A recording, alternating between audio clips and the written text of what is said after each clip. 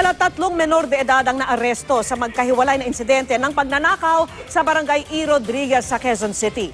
Ang mga opisyal ng barangay, aminadong hirap nilang kontrolin ang mga tinaguriang batang hamog. Kaya may apela sila sa mga magulang. Nakatutok si Cesar Apolinario, exclusive. Dito tatambay yung bata dyan. Yung aakyatin yan eh. Ang tindahang ito raw ang target ng 3 batang hamog nitong Lunes sa madaling araw sa barangay E. Rodriguez, Quezon City. Nakuhanan nga ng CCTV ang pagdating ng mga batang sospek na edad 14 pababa.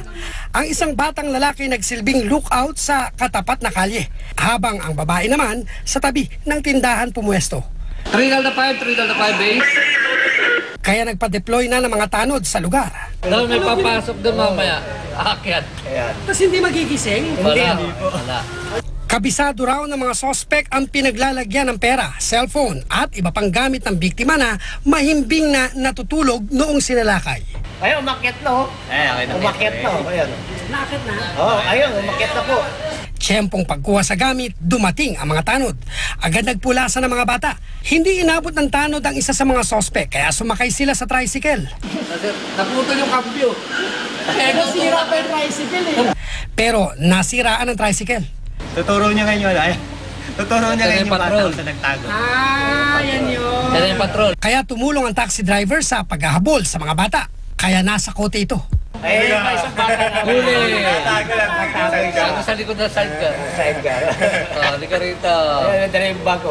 Nahuli rin ang 2 pa. Isa sa kanila na nakilalang alias Lupin na mahigit 20 beses na raw nahuli sa aktong pagnanakaw. Hindi naman namin mahuli.